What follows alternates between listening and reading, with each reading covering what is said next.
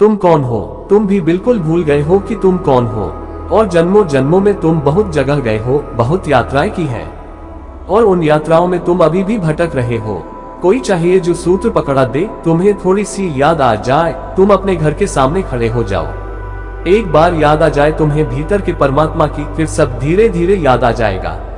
समस्त ध्यान की प्रक्रियाएं इसी बात की कोशिश है कि तुम्हें अपनी थोड़ी सी स्मृति आ जाए। किसी तरह शरीर से एक क्षण को भी तुम छूट जाओ तो तुम प्रकृति से छूट गए।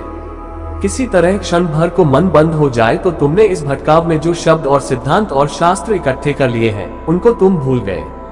जिस क्षण शरीर और मन से तुम जरा सी देर को भी टूट गए, उसी क्षण तुम अपने घर के सामने खड़े हो जाओगे। इतना तुम्हें पहचान में आ गया ये घर है। फिर सब याददाश्त वापस लौटने लगेगी। और जैसे ही तुम जागना शुरू हो जाते हो, घर को पहचान लेते हो, अपने को पहचान लेते हो, थोड़ा ही सही एक किरण भी हाथ में आ जाए तो सूरज तक पहुंचने का रास्ता खुल गया। फिर तुम्हारे जीवन में पुनरुक्ति बंद हो जाएगी। फिर तुम्हारे जीवन में हर घड़ी नहीं होगी।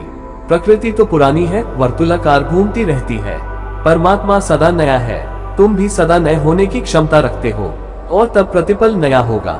सुबह वही होगी लेकिन तुम्हारे लिए वही नहीं होगी। सांझ वही होगी लेकिन तुम्हारे लिए वही नहीं होगी, क्योंकि तुम नए होगे। और जब तुम नए होते हो तो तुम्हारी दृष्टि बदल जाती है।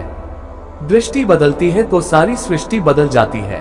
नए होने की कला तुम्हें सीखनी पड़ेगी, अन्यथा तुम पुनरुक्त हो रहे हो, मशीन की तरह ही चल रहे हो। मशीन नया कर भी नहीं सकती।